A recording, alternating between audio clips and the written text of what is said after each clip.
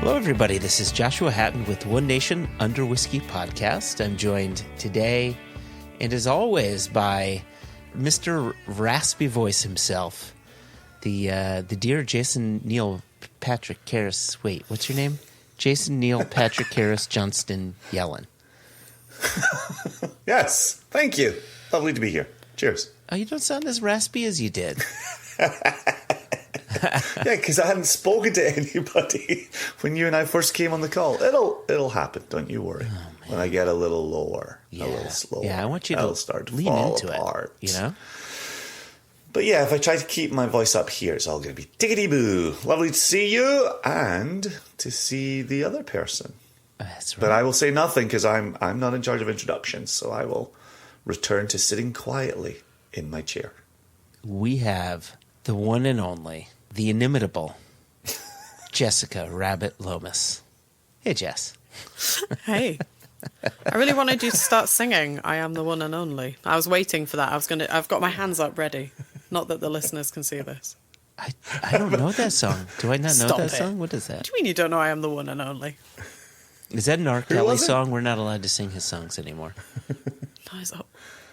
There's at least 3 people listening to this podcast who are like, what do you mean?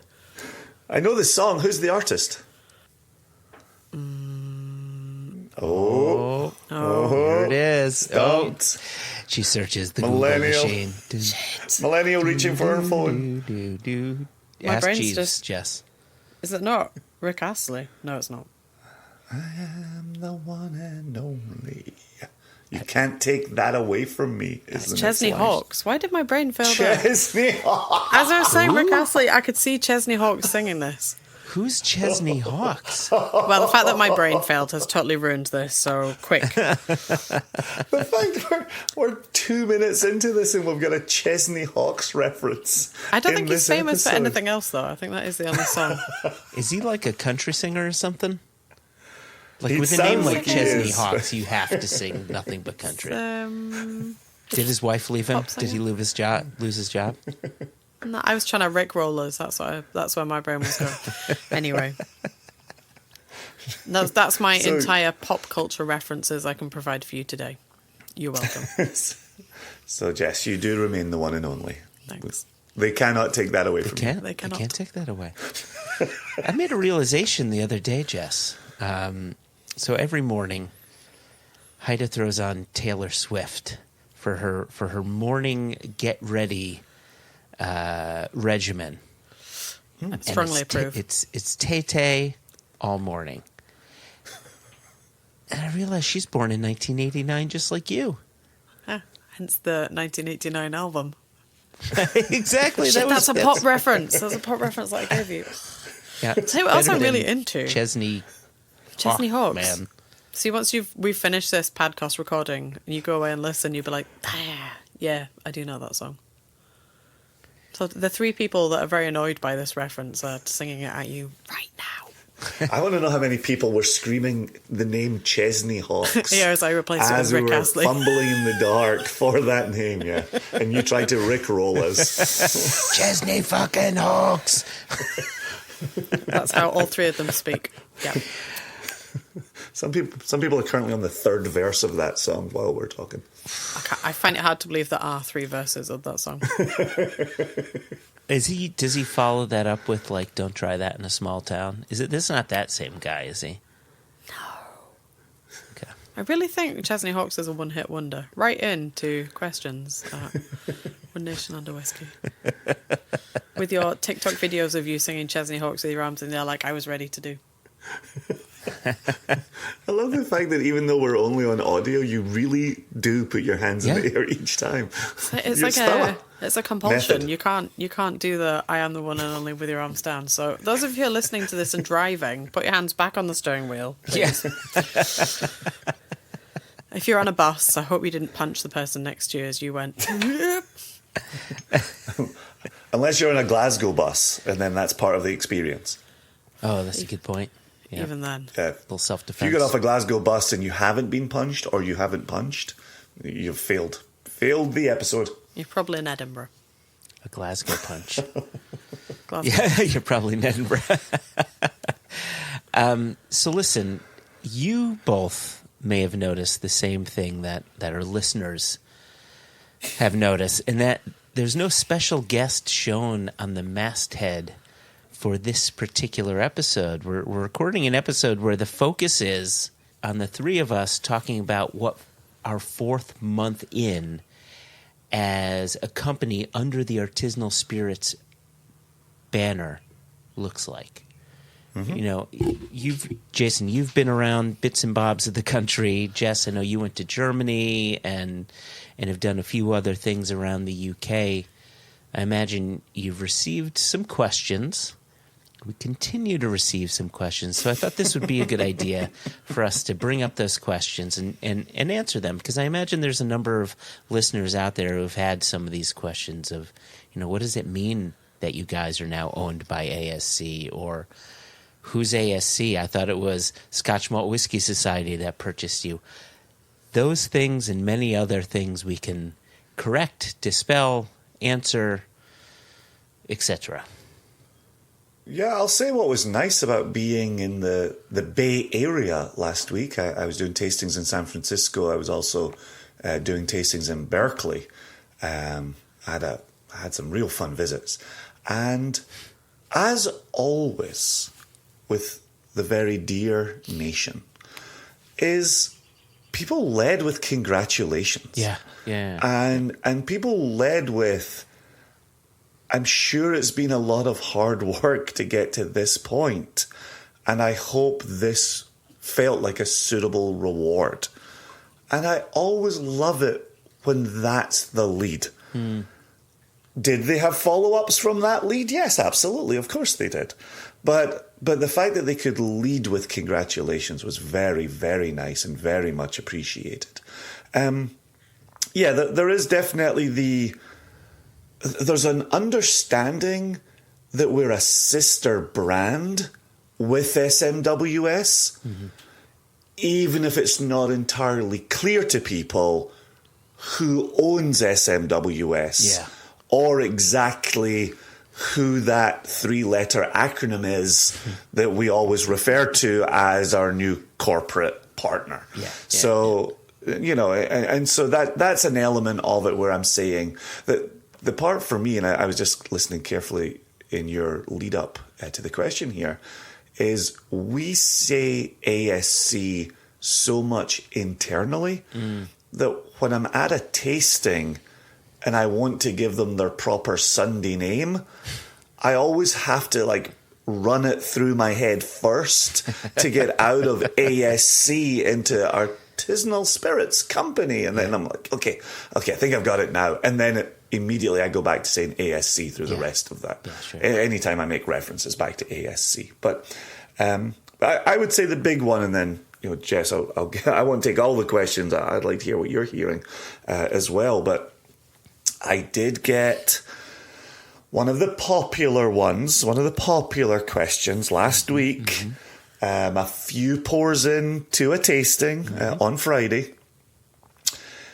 And you could see the person kind of like gearing themselves up, like, here comes the question. Here it is. I hope Jason's ready because I've been waiting to ask this. And he gave me the good old, what happens if you, Single Cask Nation, and they, Scotch Malt Whisky Society, want to select the same cask? I love that you got asked the same question that I've been asked, and I imagine Jess has been asked the same question that you. Yeah, I quite enjoy that each of us have received this from somebody I assume was very proud of their original thought. Absolutely. Is, finally, this person is standing in front of me, and I can ask them to their face. Who wins in a fight between SCN and SMWS? And I hope you went fully into detail explaining the Thunderdome setup, the wrestling outfits, the thumb war training that we do internally, jousting. I've started telling people we joust, so I just think it's got a bit of a more interesting vibe to it. Yeah, I've acquired a medieval mace. And I carry that into all cask selections within the ASC family. Yes, all of this is to say we are dressing up a very, very, very boring pedestrian answer, which is there are far too many casks for us to fight over. Yeah. To me, the answer to that question is, when's the last time you won a lottery ticket? What is your chances of winning the $1 million, $10 million, $20 million on a lottery ticket? It's pretty close. Well, maybe not that close, but the point is, there's so many casks. There are 20 million casks. Just to be clear. But there's so many casks that ASC, Artisanal Spirits Company, that own that. You know, what are we looking at bottling in 2024? 85, maybe 100 casks, and there are thousands and thousands of casks in their ownership. The chance of finding a cask that we love that SMWS would like and vice versa, it's just not going to happen. Well, and I think to Jess's additional wrinkle on that, Jess, you and I have discussed this plenty. Yes, and I think it's also worth pointing out that there's a difference in the way that we, between 2-3 of us, are selecting casks and the process which SMWS use. So if you are unfamiliar with the setup of SMWS, 1, where have you been? 2, the process that they use there is it goes to a tasting panel, and it goes through various stages of kind of mysterious selection. So the odds of, even at the very beginning, if both sides of the ASC family table were looking at it, the odds are that there would be a split somewhere. You know, it's for an SMWS, there's a whole set of processes to do with how the society was founded. So that's the selection, that's the tasting, and that process that they run as their own. And then there's what we do when we're discussing our samples. So even if the odds are by some absolute lottery ticket winning day, we have picked the same cask potentially for selection, doesn't mean necessarily that Single Cask Nation would go through the whole process and land on that cask and the tasting panel would approve it all the way through. So it's a really slim chance. But to be fair to the people who have asked me when I've stopped being slightly facetious with my answer, I do understand why you would ask that as a question. I think it's a very good point. Sure. And it goes to prove that the sourcing of casks and liquid within the whiskey world is still quite mysterious if you're not on the inside of the whiskey world, or if maybe you aren't perhaps so down and knowledgeable about what independent bottling is and what that looks like. I have just come back from, I very much enjoyed your reference to me being on a beach. I wish I had been. It would have been a very muddy beach. But just come back from a wedding, and a lot of people there obviously were asking what it is I do for a living. And you have to develop this kind of elevator pitch speed of explaining to people who think that if I work with drinks for a living, that means I spend all my time drinking, which is not true. What is it in the mysterious world of whiskey up north that you do? What do you mean you don't have a distillery? So sometimes you have to still take 3 steps back before we even get to the possibility that maybe within the vast warehouses and storage lists of casks that ASC hold, we're picking that exact same one cask. So I think it's a totally valuable question. It's just funny that it's being asked on all sides. So it's not unique. It's not just people in Scotland asking me, whereas in the US, everyone's like, yeah, checks out, seems totally cool, whatever. Just keep bringing the good stuff. But one of the aspects that's interesting for me is it's focused on what's already in the warehouse and how is that being divided. And one of the add-ons for me in answering the question is all of us are still out there sourcing.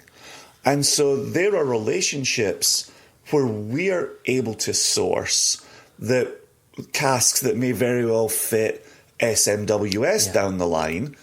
SMWS continues to source casks that might work for SCN down the line. And how does that system work? Because we're all ASC, right? That's the clincher there. And so I do want to keep people's eyeballs moving forward and not just looking back to what's currently in warehouse, but what also does the future hold? And what new relationships do we continue to explore? Like, that remains very exciting and was always an exciting part of SCN, spirit of collaboration. You talked a moment ago about the traditional nature of the syndicate, you know, as it was started by Pip Hills, right? Like collaborations with distilleries has always been a real aspect of this. And I think kind of gets missed or glossed over in that answer, you know. Yeah, I there's another element to this too. You know, within that question is another question, which is, or I should say, within that question is an assumption. The assumption being what we would want to bottle is what SMWS would want to bottle. And the fact of the matter is, like Jess had pointed out, they have a certain process, we have a certain process. They have a certain palate, we have certain palates. And both have merit because palates are subjective, right? Jason, you and I mentioned early on in, I don't know, a couple episodes ago, whenever it was, where here we were selecting casks and we had said no to a couple of casks. And ASC wanted to know why it was a no, just so they have a record of it. And without giving away too much here, we recently said yes to a cask that the SMWS panel had said no to last year for whatever reasons they had chosen. For us, it ticked all the boxes. It did exactly what we wanted it to be doing for that distillery, for that cask type, etc., etc. For them, it didn't tick their boxes. So I think there's, you know, for ASC as a parent company, doesn't that show you the value of having these sister companies, SCN and SMWS? Yeah. And it just goes to show that even if there were that chance of overlap and we wanted one cask and they wanted that cask as well, there's a chance that we may not want it or they may not want it because palates differ. We remain very independent from Scotch Malt Whisky Society. That was the point from the get-go. Yeah, and I think sometimes as well, if I'm trying to put an SCN hat on when I'm drinking whiskies, sometimes I taste stuff and I think, like, you know, I'm really enjoying this dram, but if it had come to me for cask selection, like when we sit down together with all our little samples and we discuss what we want to try, I'm liking it, but I wouldn't have picked it as a pick for SCN. Sometimes, you know, I think I wouldn't have picked this for SCN because it wouldn't work for the markets I work in, or I would have maybe pegged it for the US. Doesn't necessarily mean it's a bad whiskey. Yeah. It's also because we are, I mean, this may seem surprising to some listeners, but there is a level of consistency that we're trying to create throughout Single Cask Nation. It's not just all mad rocket adventures from one release to the next. There is something we're trying to create a little bit more kind of coherence in what we're picking and, you know, make sure it ties with our palates and what it is that we pick. And that means also, so when people try Single Cask Nation, you know, that it's a trust. They are trusting us to pick nice whiskies for them to try. So yeah, if I sometimes try them and I think, wow, this is really good, or this is really bold, or, you know, this is a totally different to what I expect, it doesn't mean I dislike the whiskey. It just means with my Single Cask Nation hat on, I wouldn't have picked it. But I have usually paid money for it in a bar, or if I'm pouring in the tastings that I run, then, you know, I've paid for the bottle. It is still being endorsed by it, but it's not necessarily within the mould of Single Cask Nation. Yeah, no, I'm so pleased to hear you say that, Jess. That was exactly one of our experiences with a cask sample, which was, if we had bought this in someone else's livery, I would not be disappointed with my purchase. Yeah. But it didn't fit within the SCN line of selections, and it was a weird kind of moment to experience, but also a good moment that there is something in particular we're looking for, even if we're not necessarily always articulating. Yeah, and it can be quite hard to try and articulate what it is when people ask, well, why are you picking that cask? Why you reject? I guess it's easier maybe to do it in reverse. Why are you rejecting that cask? And if we say, well, it's not fitting the profile or the what it is that we do, people who've been in my tastings will have heard me make reference to like circular whiskies, which do a thing that returns you back to where you started. It doesn't. Yeah, if it doesn't match that, then I probably would be a much harsher critic when we are selecting casks or what we're putting into bottles than selecting on a bar, because there's a different risk level there. Encouraging us to put out an entire cask of something that I don't believe in is a very difficult selling proposition for me to do at the other end of it. So generally, even if it's not my, not everything that we've bottled is my flavour palette, and we'll come back to that later, there's nothing on here that I think is a bad whiskey. So that's what I'm hoping when I'm pouring Single Cask Nation, people are recognising, oh, it's Single Cask Nation, we can trust that. Yeah. We've never heard of that brand mark. We can go on that, for sure. Oh, that's an interesting cask it's been, and I wonder what that's like. Well, the Single Cask Nation guys have picked it, so I think it's worth taking that step and trusting it. Yeah, no, absolutely. No, I like the fact we've got a multifaceted response to how we have zero concern over having to pull out the knuckle dusters and taking them into work one day to get an exact cask. Yeah, there's plenty of options out there. So another question that has been put in front of me, and I wonder if it's been put in front of you, is how has ASC ownership of SCN changed the way that you work? And I think some people are looking for, because I think early on, I think there were a few people saying, is it congratulations or commiserations, right? There were a few people being a little snarky, and of course, congratulations was the right thing because this was really the move that we felt we needed, and in many ways, it's really quite positive. I know I have my answers to how it changes the way that we work. I mean, with me, I lead with cask selection and that process, because that process is quite different than it had been in the past, and I'll go into that in a minute, but I wanted to give you guys the floor to see how you would answer that question. Well, my immediate answer, the difference for me is that I suddenly have a whole bunch of people, a whole load more people, in fact, as the first starting point. There's a whole bunch of teams that I now work with. But I guess it's also that I have a lot more colleagues and staff I can draw on who are in the same time zone as me, which after working like this for a little while is somewhat surprising. Obviously, we've talked before about our previous bottling hall, and I used to go and visit them, and we had a great relationship, being able to see them face to face. The home of Artisanal and some of those casks is a little bit nearer to me now, which is bad news for them because I can just turn up and make an absolute nuisance of myself much more regularly.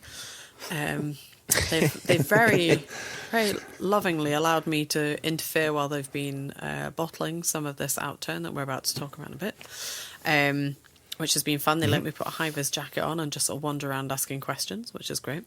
Ooh. All in the art form of social medias. So I think that's my immediate change, is that I've got a whole bunch of extra people and they are this side of the pond. Of course, that comes with its own trickeries of working out the paths of who's the person to go to. And I guess in the modern world of working, we're not all in one place at the same time. So not everybody I'm working with is at the Bond. Some of them are working remotely. Some of them are in Edinburgh. So they're not necessarily this side of Scotland for me to go and work with. But yeah, on the face of it, there's a whole bunch of extra people, which is always nice to speak to.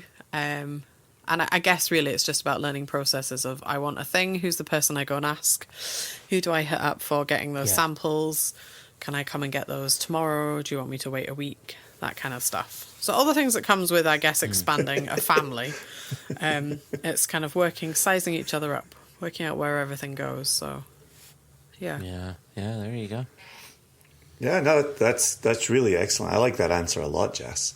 For me, sitting in my isolated office space in rural Virginia, I'm no closer to any other things.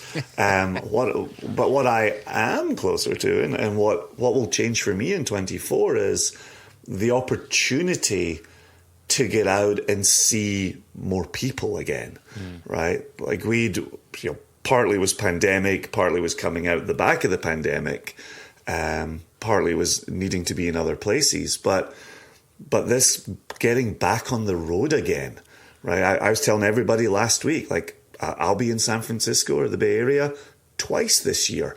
I'll be in LA twice this year. Yep. I've got new spots I'm going to for the first time this year, right? That's a big ask, and that's kind of working through the calendar. And where it fits in with your comment there, Jess, is who are we leaving in charge, or who are we entrusting with parts of this process that have been hands-on day in and day out amongst, us. And now if I go on the road, I'm not falling a week behind on, be it labels or bottling lines or release structures or pickups or invoices or so on and so forth. That to me is this part of having a team behind us now, is that, okay, I can focus on being in market and doing tastings and knowing that the business is still running successfully, even when I'm away from my rural Virginia office. And that's very cool indeed. Yeah, I I think that's that. a blessing, but I think there's also a bit there that you're gently not saying, which is it's kind of terrifying. All those things that we've had direct input with. Now there's a team, and you have to trust in the team and the process a little bit. That okay, if you disappear for a week, all those things are just ticking on in the background. It's not necessarily you weren't there, and it's I don't want to open my inbox. It's a funny feeling to let go and to be like, well, that's somebody else. We have a supply chain. Here we have a dry goods sourcing team. We have all those kind of processes in place to let go of and let it happen as part of the grander scheme of ASC. Well, and I think that's where as we sit here today, 4 months into this, we're getting to know that team. We're getting to know the individual players. We're getting to know how they operate. We're getting to trust them. And so I would say I'm less terrified by that proposition sitting here in month 4 than I was month 1, when it was, what is this going to look like? How is this going to happen? And there's, we're always honest with the audience. Like, there's still days that come along where you're like, oh, I wasn't talking to the right person. Oh, the job hasn't moved forward at all. But now I've been connected to the correct person, and we will know going forward. So I'm sure the confidence I've got in month 4 will be even stronger by month 8 and year 2 and so on and so forth. I think it's building very positively. Yeah, I mean, you guys remain closer. You guys. Great. Now all I can do is talk like sloth the entire time. That's it. You're welcome. Sloth, love, anyway. Rocky Road. Anyway, you guys, I can't do it. You guys remain closer to the logistics end of things, before the ASC acquisition, now here with the ASC acquisition. So, it's difficult for me to talk to that simply because you both are tied to it more than I am. However, if I were in that position, that sort of stuff doesn't scare me. It kind of excites me. It kind of, you start a new job and like, how do I get to this job? Did I take the right turn? Did I take the wrong turn? And eventually you know the route. Eventually you know when to hit the road, what turns to take if traffic hits. Like, it's all a learning process, and I kind of enjoy that learning process. Now, granted, you guys are deeper into it, so I can understand why it might be a little more frightening than it is for me as an outsider's, a slight outsider's perspective. But there has been a slightly scarier thing for me on this side, where I no longer wear an Impex hat. And so I knew when the retail stuff for the U.S. would come in, and I understood how to allocate that out to the various markets, work with the various sales reps to ensure, everything is going out there the way it should be. Now I'm on the outside of that. And so it's learning how to communicate again with Impex as a supplier to make sure I get the understanding of where things go and who to work with and how to work with them. So that's new to me. But I'm kind of excited about that. It gives me a new way to work with some of the Impex reps and set up my travel, which, like you, Jason, my travel's going to change. Now I'm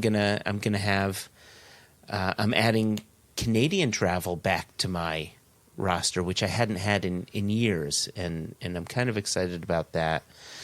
Logistics and travel aside, how we select casks is quite different. We always had 100 casks somewhere around there in our warehouse at any given time.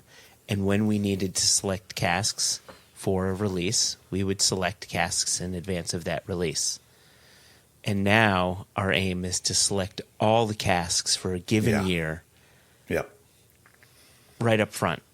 So, last week, Jason, you and I going through 40, 50 cask samples, that was unheard of before. Like, that's a whole new way of working and evaluating and making sure that we're honoring our system and doing it the right way, That's a change, but that's an exciting change. Yeah, well, and Jess being in a position to, get those safely overseas, which, again, I'm thinking about your earlier comment, Jess, when you're giving an elevator pitch.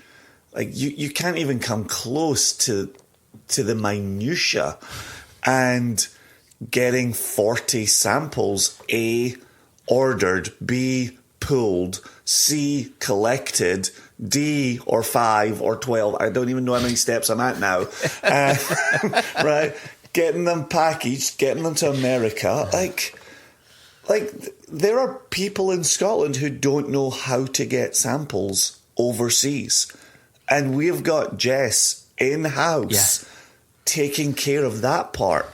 Like, that's tremendous to me, that's for us, and again, our privileged positions, is that hasn't caused any headache for us, because we say, Jess, could you make them appear? And she does, and it's amazing. When that first request came through, I really honestly thought Josh had made a hideous typo in the number of samples. He said, could you just go and pick up? And I was like, oh yeah, 10 samples, that'll be what that is. No, he was right. It was 100 and something samples. Like, oh yeah, sure. Yeah, I don't have anything else on this evening. I just really I can now almost do it in my sleep, packaging up, putting it in a box, there's the whole rigmarole, just physically, it makes me almost sick with anxiety thinking about that many tiny little samples that the only reference is one tiny little white label. If I think about it sometimes, I think if that leaks somewhere between here and rural Virginia or rural Connecticut, the idea that how would we work it out? I've sent you a box that has 40 samples. How would we know not only what the one that destroyed everything else was, but what the other things contained within there were? So there's a whole system that you guys aren't seeing of me cataloguing, writing them out, photographing what's in which box and where, so that if the very worst thing, and please, sample gods, do not mess with me, but if, the bad thing happens, we could try and piece it all together, because I dread having to go back and be like, hi, warehouse friends, could you just run another 100 samples, please? I know. Right? That would be a nightmare. That would be a nightmare. That would be. Yeah, every time I get this little text saying, hey, UPS have just delivered them off, and I think, oh, thank God. Aired. Yeah. Absolutely. It's a very, aired. very unsexy bit of the job that when people obviously see what I do and they see, my Instagram or social media, presenting all these very glamorous, jet-setty things that I do, there's a whole bunch of stuff that I think are integral to the movement of this industry. And I don't just mean that I'm doing, but there's a whole bunch of stuff that isn't sexy cool that you would put on your, Instagram stories or you would put up on Facebook. There's a whole bunch of really pretty boring spreadsheets. Making sure I have enough. Steve Hawley is grimacing right now. Yeah, that man loves a spreadsheet. That's his happy place. Very, very sad. Oh yeah. The My bigger, man the can make better. a good spreadsheet.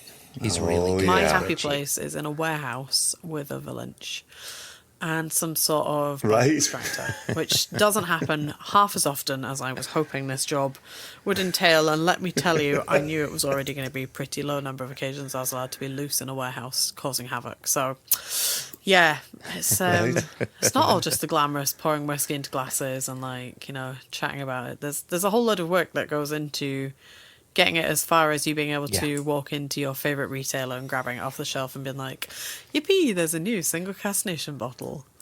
And that's, I would like to point out, I don't really necessarily want the people who are buying our bottles to be like, oh my God, can you imagine the blood, sweat and tears those 3 poor souls have had to go through to get this on a shelf in sunny California? Like, I don't really need you guys to be seriously thinking about that. It just... It's really funny, I guess, you know, when you talk to people whose jobs are in logistics and this kind of thing, and you think, like, shit, that's quite a lot more than, yes, that cask there, we thumb wrestled for that with SMWS, and then it just appeared in California. Excellent.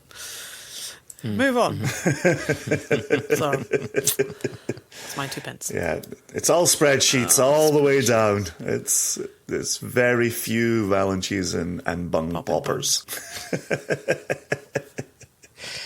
Consumer questions aside, I've got a question for you both, and I'm going to start with you, Jess, because you know you joined the company September 2019, and then come 2020, COVID hit, and you really hadn't had a chance to hit a number of our markets because of COVID, and then just, you know, for various reasons here and there. Now that you're out in the market, and with your most recent trip to Germany, and Jason, I'm going to ask the same of you because you're traveling again as well. What are things you're learning now, seeing markets you hadn't been able to visit previously? Sure. Yeah, it was a bit strange but exciting to finally be in Germany in person. During COVID, I did a couple of tastings with our importers, but done virtually. So I was obviously speaking to consumers in the country, but not face to face. I could reach out and touch these people's faces. Not that I did, but that's a very strange way of making friends, I'm told. I've learned. Reach out and touch Oh, so that's me. okay, but... Come on, you guys Rick got Astley. that song in your head, right? Yeah, Rick Astley. For God's sake. So, It's your own personal Rick Astley. Your own personal Rick Astley. I would like that. Apparently, he's a very nice man. I would not object to just having him Yep. singing behind me. Anyway, yes. So that was very exciting. And Nuremberg Whiskey Festival is one of the biggest. I think the guys at Prineus said something like 18,000 attendees over the weekend. So that's a lot of faces. Also, some dogs. Oh, Never gosh. met. Not assistance dogs, just dogs. That's really nice as somebody pouring whiskey to just get a chance to run around the table and give a dog a pat. I love that. So random. Please bring all your strange pets. Bring your ferrets, bring your horses. Snakes. I'm not so bothered about them. That's a bit... No.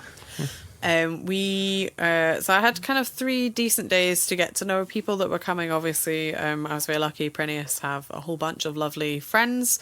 So that's funny when we're talking about being like part of a family for ASC. I guess when we leave the UK, when we go into our export markets, that's the same situation. We're a family member under one importer. So Yeah. it's got a nice kind of tie in there. And Prineus have a whole bunch of fun brands to work with. I got to hang out with Drew and Helen from Lindor's Abbey, which was really lovely because I've been a fan of the liquid. But I was kind of like unfettered access to ask them as many questions as I could throw at them before the punters came, and kept us super busy. I had Madhu from Indri on the other side of me, so that was nice. Oh, there you go. And he was very excited to meet the third and most important J of the 3 Js. So that was nice. Yeah, and I kind of commented saying it's really funny. Indri are doing so well in Germany. They're really big, making loads of headway. It's not very often that you have an Indian whiskey on your table that people literally make a beeline for, and that's all they want. Like, there were people overlooking trying Scotch whiskey because they were waiting to hear from Madhu about Indri. So that's super cool to be part of that.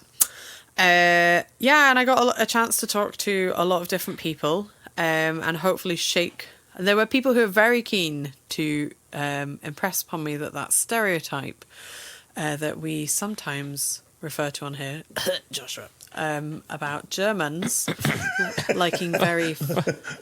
Watch out for the bus! About Germans... I'm getting thrown under reversing. something. It's coming back over. Yeah, there was more than one and unconnected people who were very keen to impress upon me that they weren't just looking for the most heavily sherried whiskey on the table, which, to be fair to the Germans, and I did tell them, is a question I get asked a lot in Scotland. So I don't think it's a uniquely German stereotype. Quite often when you're pouring at a whiskey festival in Scotland, people just want the darkest, most sherried. I had a whole bunch of people asking me, what can I try that's in a bourbon cask? Do you have something unusual? We don't just want the dark and super sherry, super peated, which I didn't have anything mega peated. I had our little crofty with us, so that was kind of the heaviest peated expression I could offer. Yeah. Do you know what else they had on the table? I don't know how they managed to squirrel it away. They had our very first Barbadian. No, it wasn't Barbadian. Our very first Trinidadian rum. The relabeled. Nice. And when I saw it on the table, I did a little happy weep because my God, there's some rum. I tell you what Germans are not very into. I love taking things to festivals you can't buy. I like to go to a tasting and here's the thing you can't buy because I'm sharing a little treasure. I had underestimated how upset people were going to get that they were being poured a thing they couldn't then purchase, which is a lovely problem to have. So yeah, there was a lot of people because obviously they hadn't necessarily heard of Single Cask Nation, or they obviously haven't really, apart from a couple, met me before. So it was really nice kind of getting to know what people were liking. Our linkwood was absolutely going down a storm. So that's the linkwood that was in the French oak. Sold a load of that. Yeah, it was funny. It was nice getting to hear what people really wanted. I was sort of giving it as an opportunity to do unsolicited marketing. What is it the German market want? Obviously, every market that we report back on, a lot of it is price driven, but they're looking for not necessarily. I would say the average age of the whiskies they're looking for is probably slightly higher than what I know you guys find in the US. People aren't necessarily looking for 6 and 9 year olds, but they weren't adverse to it either.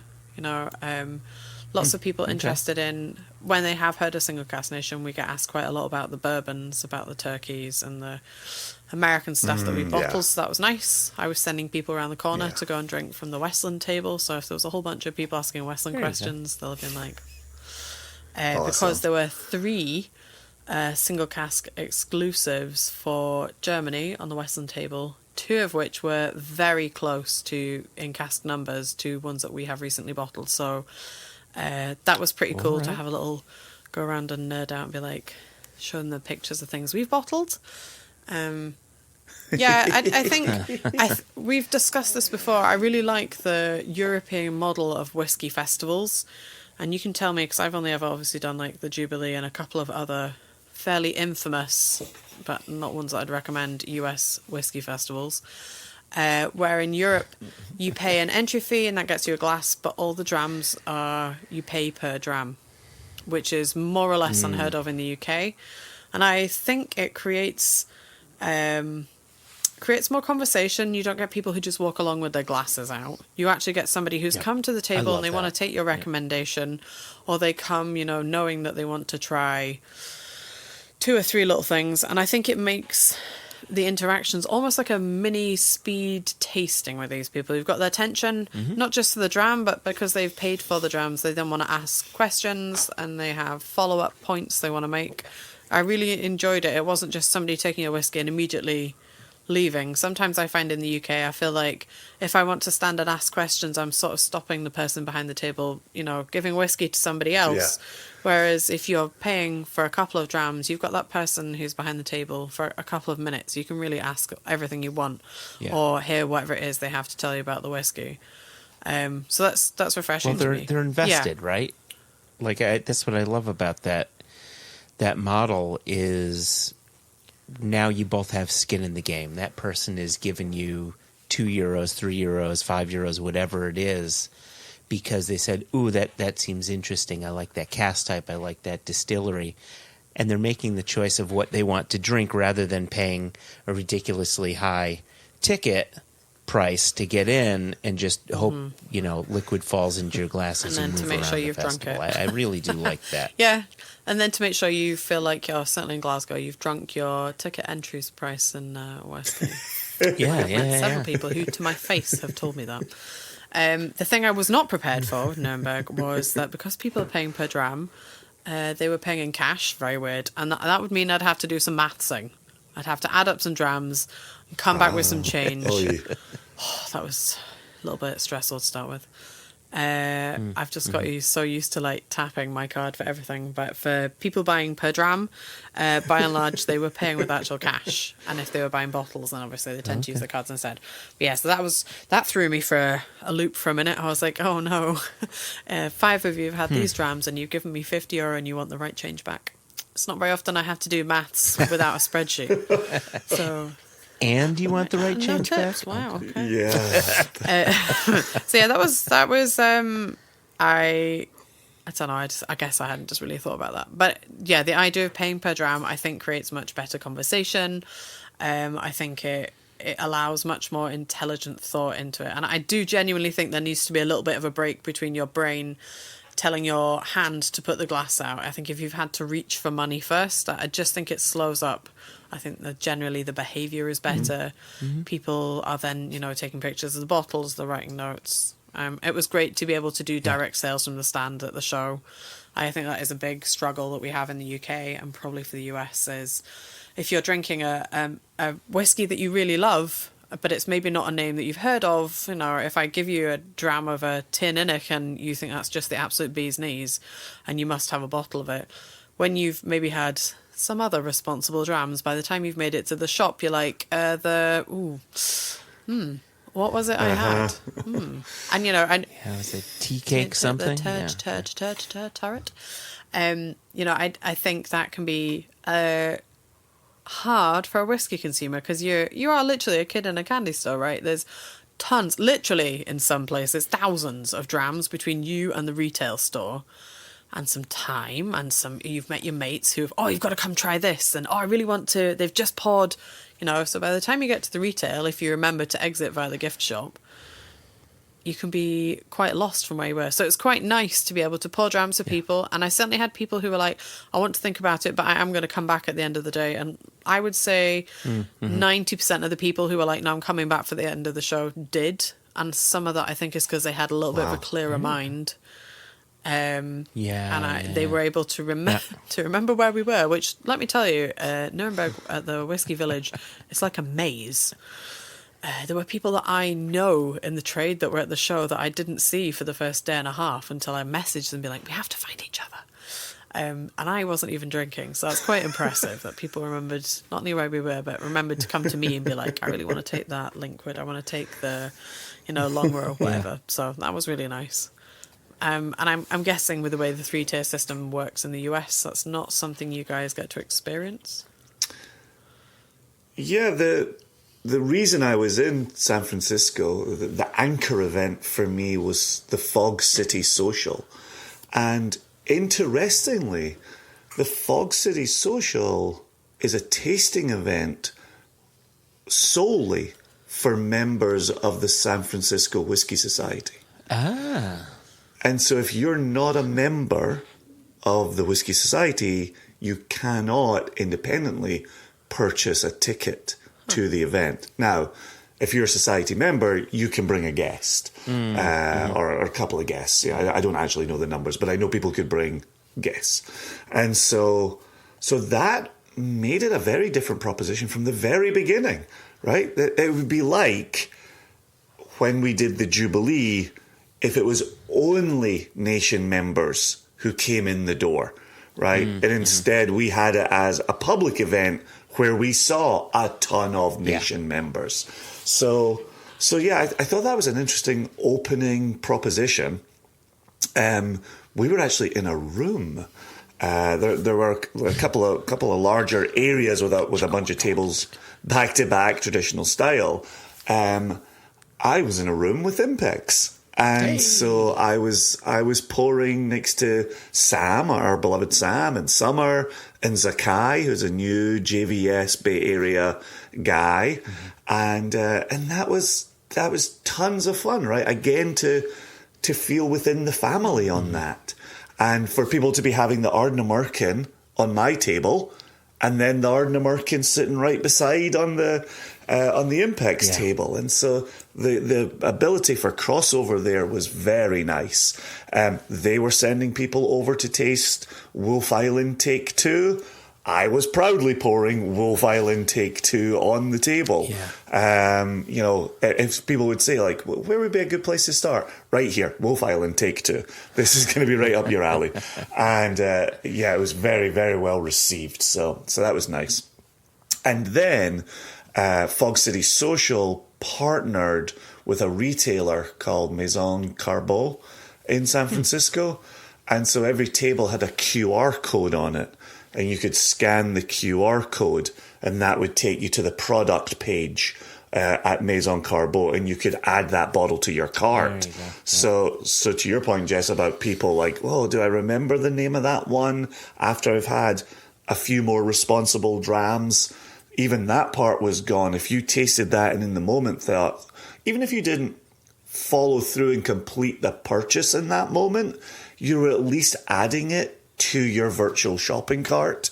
So if you then came back, you could think to yourself, like, okay, am I really going to pull the trigger on that? Did I really enjoy that as much in the moment? And while leaving, there was a guy, I poured him, whatever the first thing I'd poured him, he'd said, oh no, that doesn't fit my palate. And he'd said, I'm more of a bourbon guy. And I said, oh, well, let me pour this for you. And it was the Wolf Island Take 2. And he said, oh, yes, that I like. And then I saw him when he was exiting, at the close of the event. And I said, hey, I'm really glad that Wolf Island works out for you. And he said, it's sitting in my cart. And so, and again, whether he ever pulls the trigger on that purchase, who knows? But the fact that he was able to connect himself to that product from tasting it at the table was really cool. So I think some very nice wrinkles at Fog City. I think a nice attempts at working within that 3-tier system and saying, okay, what's a way we can make this system work, even if it's not quite as ideal as having bottles that people can physically leave with, which is a big ask over here. And then it was a 3.5 hour show, and I would say the first 3 hours were very, very strong, and people were excited and tasting and asking questions, and it was very good. And then I'd said to the organisers at the close, like, I could have done without the last 30 minutes. It became a little bit of a grab in the last 30 seconds. Like time is running out. I'm going to have to leave here soon. And listen, this isn't particular to this festival. This is all festivals. When the time starts ticking down and you're starting to take bottles off your table and punters are just looking, who's still got bottles on the table, right? And so I don't know if there's a way to eliminate that.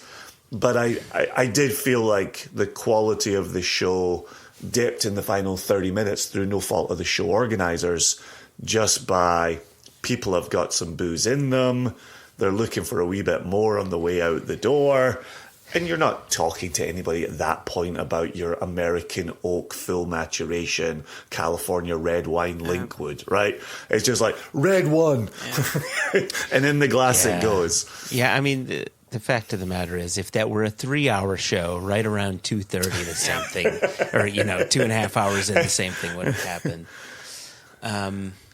I would. Yeah, go ahead. Just the very final point on that, because you mentioned the time, rightly so. Knowing that it wasn't a 4-hour show from the very beginning, like, that was exciting. Walking in the door knowing 3.5, and if it had been 4 from that 3.5 hours on to the 4, that would have been the moment when people were like, that one. So it's always there, but 3.5 hours. I think as well, the festivals I've done where there's a bell rung at some point and they'll announce an arbitrary number of minutes left, like either 30 minutes or 15 minutes.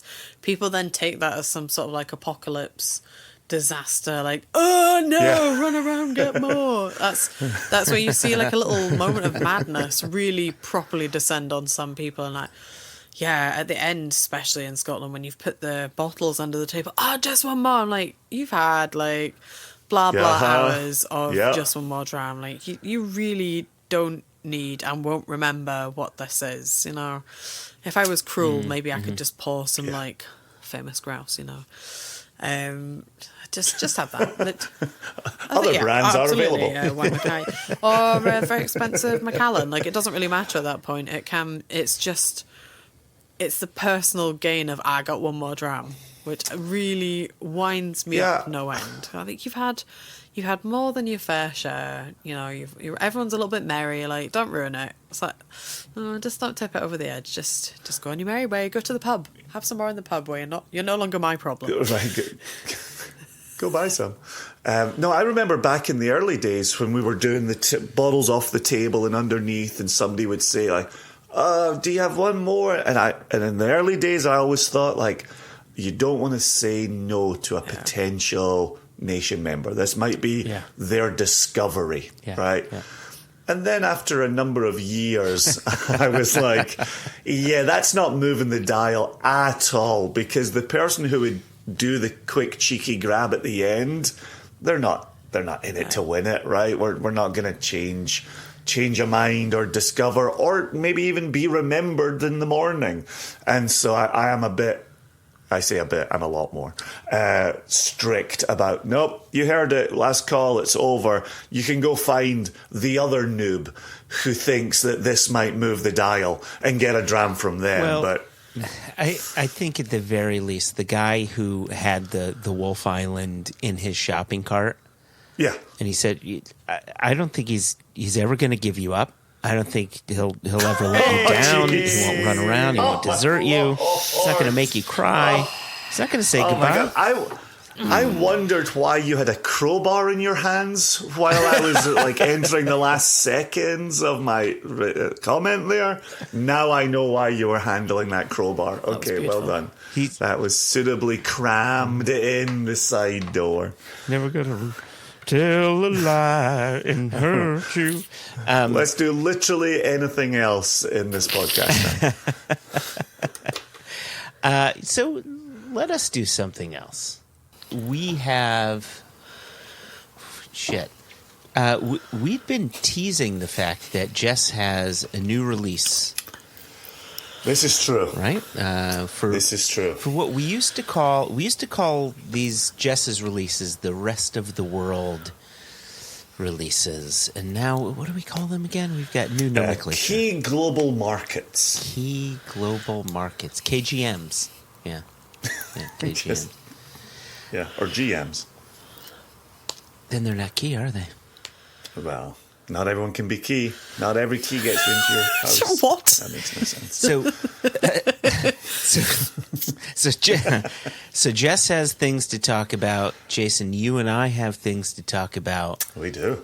And we can't talk about any of it without the paperboy. Extra, extra! Read all about it! Life story of Playboy Penny! Extra, extra! Extra, extra! Read all about it! Me and that Playboy in trouble again! Thanks very much, Paperboy.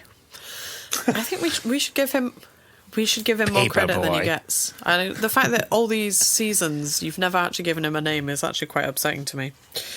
Didn't we have a name for him at one point? I feel as if we gave him like a... No? Maybe in one... who knows? Who knows? There's a far listener too out many there. episodes to remember. This There's a poor listener guy out there who knows. Yeah, emailing. There's this poor guy, and he does things like help us make important announcements, and you're like, that guy. So... It's the fact we wake him up, but we never put him back to sleep again. So... I just assume once he's done his job, he's like, enough, and then goes to sleep. This was the key complaint that the doctor on Star Trek Voyager had as a hologram. No one would put him to sleep, and he would just be there in the sick bay, you know. Why was he in the sick bay? Oh, he was the doctor. He was the doctor, but he was a holograph. I wonder if he had a virus. People. Oh, God. Star Trek fans are loving this. I'm sure they do. Diddle-a-diddle-a-diddle. Do we have any of them? So, global markets are getting some whiskies. I honestly think we've missed a massive trick. We should just call them Jess's markets. It sounds mysterious. Oh, I do like that. Jess, talk about your markets. Oh. No need to page HR just yet. So we have 6 things. 6 things, but sort of secretly 5. Allow me to come to that in a minute. We have broken my mould. We have gone for an all Scottish release. Yeah. Dun, dun, dun. Yeah, indeed. Yeah, that's right. Which is exciting. Because there are 6 really nice things. How would you like me to do this? Would you like me to run you through 6 things we have, and then we can do a little dive into them? Yes. Can we do it this way? The way you talk about them is one of the things that I love about this release is there's distilleries that we've been after to bottle that we rarely get to bottle, and they're kind of new and fun, and so maybe save those for last. That's mean. That makes it sound like there are some that are better than others. Right. Okay, so maybe okay. I'll remove all that. I'll remove all that. Yeah. I could go alphabetically. I don't have them arranged alphabetically. That's a good way to put me on the spot. Oh yeah, alphabetically. I like that. I always think age works if you go from the youngest to the oldest, because then you're also mirroring price. But also, it does not matter. We could do it by ABV. Hang on, do I have the ABVs? Yeah, we could do it by. Should we do that? Would you like that? You do it by year the distillery has been established. Founded, yeah. Oh, yikes, that might be more challenging. Or I could do it by the number of people they have working in the mash house, or however the highest proportion of them have blue socks. The blue sock, yeah, that's a good one. It's a well-known metric. Actually, if you read this year's edition of Ingvar Ronda, I think you'll find that's how he's also collated them all together. He's decided alphabetically is too pedestrian a way to organise distilleries. Okay, well, how about we go in no particular order? We could talk about first water temperatures. Which ones have worm tubs? Finally, this is the worm tub episode. It's not, listeners. Please continue to email in upsetting Jason. It's very funny.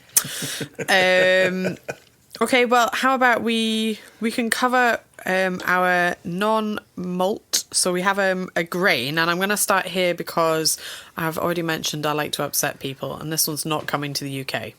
So I feel like this is a great place to start off this release. We've got a cheeky little 9-year-old Girvan hiding in this range. So if you are in one of the markets who are not the UK, God, talk about splitting hairs, not in the UK but are also not in America, and your name begins with a Y, then you are lucky recipients of the Girvan. Yolanda's loving this. Yeah, so into it. I don't often see Girvan very young. I was trying to think of this when we were picking the casks. I think the last Girvan that I saw at this age was a Cadenheads one. And it had been finished in a red wine cask. So we've gone for something a little bit more straightforward here. This one is First Fill Bourbon Hogshead, which is a finish. Oh, I feel like very quickly we're going to get into a wormhole as what's a finish and what's a second maturation. Oh, yes. Dun, dun, dun. Yes. This is 11 months, so I'm fairly confident that I could call this a finish. I feel like 11 months is safely. Very safely. 11 months of our 9 years we can get into. Now, for those of you who paid attention in release number 5, which of course you all have done and you've made notes and you're ready to refer to those in front of you now, we've discussed frequently as to why we allow the colourblind person of the company to pick the colours of these whiskies. But here we are. You can tell this is not one of mine. And I was talking about this with a guy in Germany. It's funny, when I look at our tasting notes, I can now see whose notes come from where. So obviously, the Iron Brew dyed koi carp of the Westland of the previous release may have been me. This is a little bit more sensible, so this is obviously not me. This is Jason's Reflective Gold. Yep. So sensible. Reflective Gold is such a classic. That takes me back to when Charlie McLean and Michael Jackson were writing the tasting notes for Whisky magazine, and you could set your watch by a good reflective gold. So is that your inspiration? It takes me to my happy place. I like it. It's a bit missionary, but I like it. Have we got a paging HR paper boy? Well, it took until 8th season for us to get cancelled, but thanks, Joshua, you have taken care of business. You are welcome. It's been a great ride. Oh! Hey now. Keep up. Jess, just don't add to it. So, I didn't want to ignore this because it's not coming to UK. I think this is really nice. It's got a really lovely kind of texture to it. It's quite oily, I seem to remember. And we talked a lot about kind of sweet things, tinned fruit cocktail syrupy type stuff. Yep. I think it's really interesting because it's really not very often you see young grains. I think they definitely have a reputation for being a bit brash. Not enough kind of development in the liquid, tends to be quite sort of solventy, and this one really isn't. So if you get if you get a chance to try a Girvan, definitely don't be put off by the age. But that's okay, because we know as the nation members, they're not bothered by age. And that's it. When we launched US retail in 2017, we had a 10-year-old Girvan front and centre in that release. And it was delicious and bright and citrusy, not solventy in the slightest. So, yeah, grain can do well young. This is an example of that. Yeah. There you go. I remember that 10-year-old Girvan. I poured it in a tasting, and it was delicious. Bless you. And it was got all of the usual, it's so young and it's a grain. Because I think if people are aware of grains, they're used to seeing them with higher age statements. So it definitely comes with a little bit of suspicion in it. But yeah, I think Girvans are definitely underrated in terms of grain format. I know traditionally we are clan Invergordon, but I think this is a nice little one to try out. Okay, so maybe I will go for something. So the rest of these will be available in the UK and the other markets. Okay. So just to make that clear, let's go all the way north. We've got Stones. So this is the first time we're doing a Stones of Stenness outside of the US. So for those people who maybe have not heard that, or they're like, what does that mean? We've got a little helpful indicator also on the label, which says brackets Orkney. So this is also a 9-year-old. Oh, I'm so thirsty talking about these, clearly. This is also a 9-year-old, and this has had a little holiday in a first fill bourbon barrel. So now here I think we're speeding past the concept of finish and maybe into a second maturation, because we've had 75 months.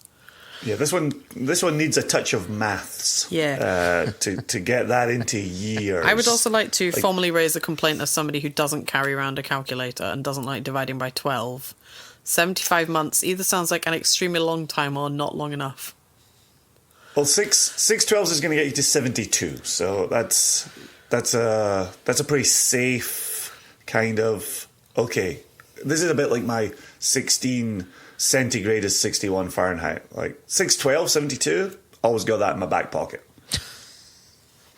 I usually put my wallet there, but yeah, I was gonna say, should not put your phone there. Gives you sciatica. Yeah, you should not put your wallet in your back pocket. Sciatica. That's right. Yep. Okay, so I have room for 6/12s in my back pocket.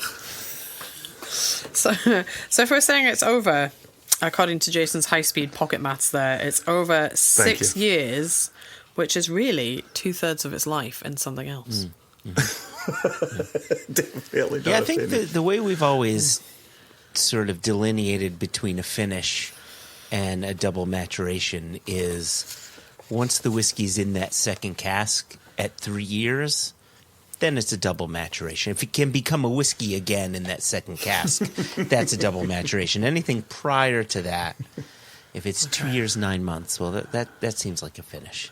At least that's the way that I always talk. You have to be very careful. You may invoke the spirit of Mark Watt, who is possibly listening, who was going to talk to you about resting, which is an argument I'd like to have on wax with him on a different day. He knows where to find me. Resting becomes a full sleep, depending on how many months it's in there. Or it's just on your face, you know? Is that where you keep your whiskey? It's a very messy place to keep your whiskey. So our Stones of Stenness brackets Orkney, close brackets. Yep. So most people will be like, oh, it's a insert distillery name here. So maybe we could give some notes. This is really causing me pain, Jason. You know how much I love tasting notes on a podcast.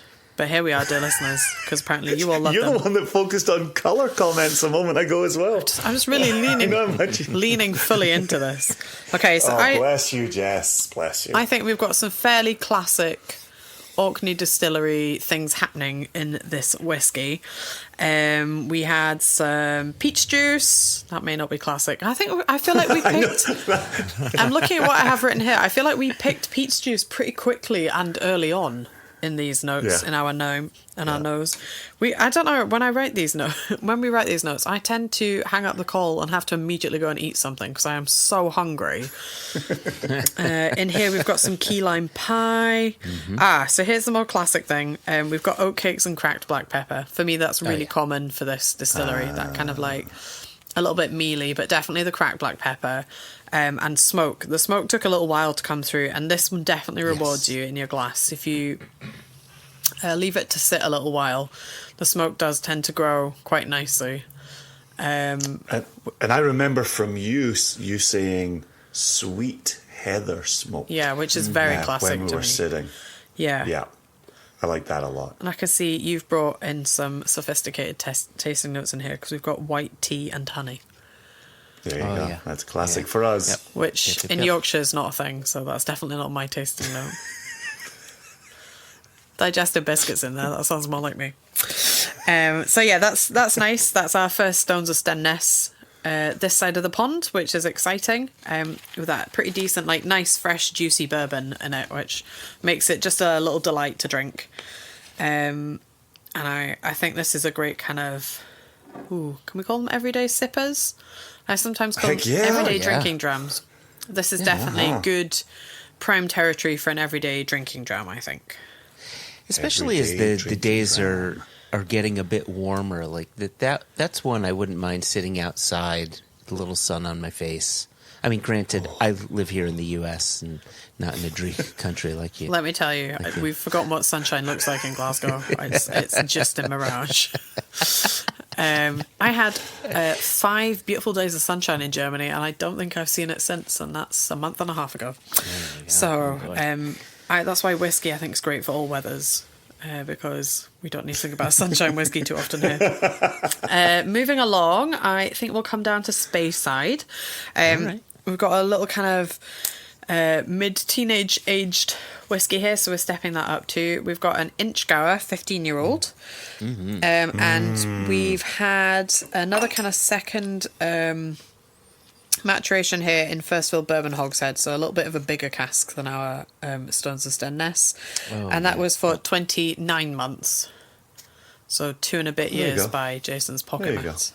So it is, 2 12s. I think everyone's got that in their back pocket.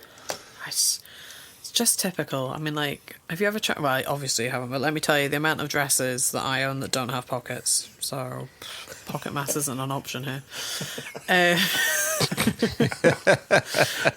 I really like Inchgower. We've bottled a bunch of them. They're definitely a favourite of the indie bottlers.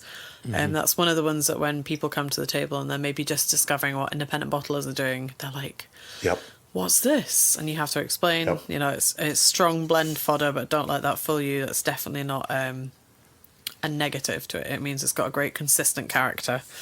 And I think this is quite a chunky Inchgower. I don't know if I've seen too many. 12 seems to be fairly common in the age, 12, 13. So we've got a couple of extra 15. years happening here. I like the age on this. We've got... I also read last week that Inchgower have got aggressively down-facing line arms. Oh. It checks it. Given the weight of that spirit, right? Exactly. It totally makes sense. I was going to say, It's and we've such a definitely talked hefty about that spirit, here. Yeah. Exactly. We've got lots of kind of damp oak, sweet corn. You know, like if you, again, on my elevator pitch of explaining what we do, when I give these tasting notes singularly, if I read these out loud as one-off things, smells like a medicine cabinet, everyone's going to be like, wow, definitely rushing to the shops to buy that. Did we write that for this one? Yeah, we did. We have got here, now Jenny, I'll read you the actual palette. We've got soft and round with a definite heft. brown licorice, all sorts, toasted coconut, burnt hay, sweet cereals, diluted molasses or treacle, and a sugar tweel. Get us. Oh, I was the sugar tweel. I remember saying that. Yeah.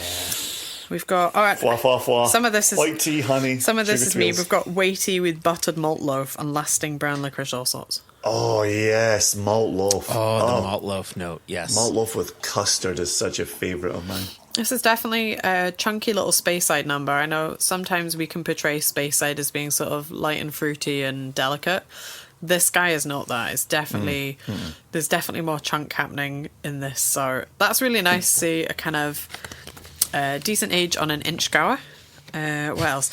Oh, now we're in the ones that are poured in front of me. I love that you said chunk, because I've always said sloth love chunk. Right? You guys. Hey, you guys. Rocky Road. I will also add that the day that this episode drops, Joshua and I will have helped Charlie Prince launch his inch gower single cask for Drammers. Nice. And that is a heavy sherry with a heavy spirit inch gower. So, that was... Retroactively, I will say that was a good event. Yeah, actually, just really quickly, Charlie sent me a picture of his open bottle and liquid in the glass, and he said, "My gosh, this is better than I remembered." That's it, right? That's All of that sounds very I'm plausible. sure the joke will be made many times over how long it took from it being selected on a live Drammers podcast to being launched. What, February 2020? I don't know what you're talking about. No, that wasn't selected February 2020. It was a post-pandemic selection. Oh, that was a return from pandemic. Yes, that's right. So correct. So it's probably only a couple of years. 2022, okay. Yeah, I don't know what that guy's complaining about. It's not like it was 4 years. It was 2 Yeah, it's whole not years. 4. 4. That's why I had to call you on it. Like, it wasn't 4. 2, maybe. He's probably only Sorry, counting it Jess. in months. That's he's like could be a short time, could be a long time. 2, 12 plus 12. How does this work? All right, what follows the inch gower? I'm going to head back to the Highlands, but across the other side of the country, in what is probably a short American car drive, but to most people who live here, an outrageously far distance. We're going to go to Fort William, so we've got a Ben Nevis. And this is our first of the release that we've got a little bit of sherry happening here. We've got first fill American Oak PX Sherry Hogsheads for a not too short 37-month finish. Call that a double maturation. Thank you. Okay. You can add little asterisks to all these descriptions as I go. So I mentioned earlier that sometimes we release things that I don't necessarily love, which is quite hard to believe because I like most whiskies. And Ben Nevis is something I've made no bones of. I've really struggled over the years to find Ben Nevises that I like. In an attempt that I'm hoping doesn't look too brown nosy, the first time I had a Ben Nevis that I actually really liked and would have had a second glass was with you, Jason, when we were in the Barrel Thief in Seattle. Many years ago, where there was a pair. Was there not a pair in the retail release of Ben Nevises? Yeah. Is there a plural of Ben Nevis? Ben Nevi.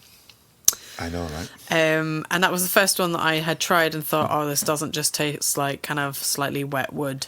And I really enjoyed that. So when I got some cask samples which said Ben Nevis, I trusted in the process. I thought I would try. Look, guys, it's not possible to love them all. I am actually really pleased with this. And when we picked it, I think it's got a lovely kind of... It's got some of that Ben Nevis funkiness that I know Ben Nevis drinkers definitely look for. But I think the sherry in the cask has kind of kept it in check. It's not too weirdly pulling in one direction to the other. We've got a bit of the old burnished copper on the go here. Guilty. And we've got some burnt whole wheat toast, earthen floor, smouldering and damp campfire. And then I remember we talked a little while about umami and that kind of shiitake miso type thing, which I think when it's present really heavily in Ben Nevis, I'm not into. But again, we've talked about that. Doesn't mean it's not on the palate. Yeah. Yeah, listen, I know that, Jess, you'd mentioned before that Germans are getting away from that heavy sherry kind of dank quality whiskey. But for those who have not left that camp, this is really going to set the world on fire. It really fits that palate, I think. I would say it's moderately dank. Like, it's not enough that makes me want to run for the hills. I would quite happily drink several very large measures of this. Oh my gosh, yeah. Of an evening. Yeah, it has an earthiness to it that then plays off of the juiciness from the PX. Yeah. Like it's, I really. So my story, not too dissimilar to yours, Jess, where I didn't like Ben Nevis for a whole bunch of years, and I continually had Joshua in my ear saying, keep revisiting Ben Nevis, keep trying. Like there are very good ones out there. And then once I had my first good Ben Nevis, it gave me that confidence to keep looking at it and to keep saying, like, okay, maybe. And then, yes, when we got these samples in, and it was kind of like, okay, a 2012 Ben Nevis that's this color. See, this is where you're wrong. It's not that you had your first good Ben Nevis. It's that your palate finally figured out that all Ben Nevis is good. Gave in. Yeah, I'd hold back on that claim. Yeah, so I'm really pleased with this, and I can honestly say I'm very happy to pour it and have it in the cabinet. And then I guess we're speeding towards the final 2 drams. Which one should I give you first? I'm going to give you cheeky 20-year-old Glen Grant. Yeah. How about that? I knew which one you were going to hold off on. How about Dem It's Apples? the same one we would have all held off on. So. This is done full maturation, so no finishing, resting, or otherwise in here. Full maturation in a first fill bourbon barrel. I find it really frightening when I look at cask dates and it says 2003 and then the age is 20. Yeah. It's 2003. Oh, it's going to be like 7 years old. No. So, not too many Glen Grants around and about. And I don't think I've seen too many at this age. I think Glen Grant's really underrated. They put out some consistently brilliant liquid. Mm-hmm. And I am also guilty of not necessarily thinking to reach for a Glen Grant. I guess maybe because we don't see too much of it here in the UK being pushed prominently, is my get out of jail claim to that it doesn't often get trumpeted as nice as it is. It's a really very well considered, delicious space cider. I think one of the things that I like to point out to people about Glen Grant, because I agree with you, it's kind of underrated. It's the only distillery I can think of that has been consistently selling a 5-year-old whiskey into the Italian market for decades because the spirit itself is just so fruity and luxurious, but easy at the same time. And then let it get to 10 years, let it get to 15 years, let it get to 20 years. The fruit remains. It starts getting a bit elegant. Oak rarely overtakes, despite it being sometimes delicate. It seems to stand up to oak pretty well in 20 years in a bourbon barrel. Like, the spirit is holding its own. It's never masked in any way by the cask it's been sitting in. 100%. Yeah. And for us, when people are always saying, what have you not bottled that you would really like to? We had 15-year-old bourbon cask Glen Grant as an answer to that question for a long time. And now here we are with a 20-year-old bourbon Glen Grant. Yeah. Like, this is so exciting. I'm so happy. I'm so happy to see this in SCN livery.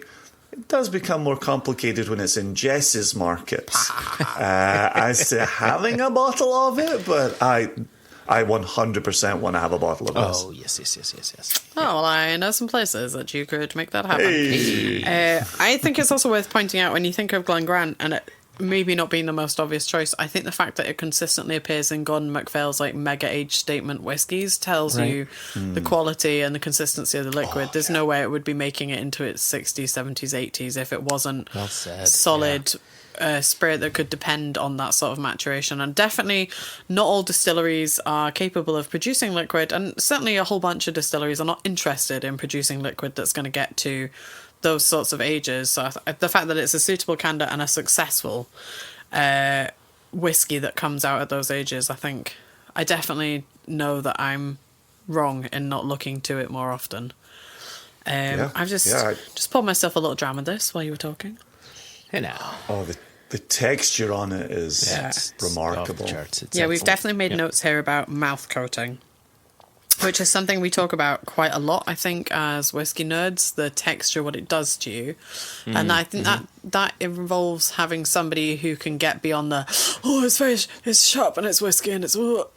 You know, once you've really started falling down this rabbit hole of drinking generously alcoholic spirits, we can start talking about mouth coating and what it's doing to your palate, and you can talk about things like nose texture, I guess, if you subscribe to that school of thought.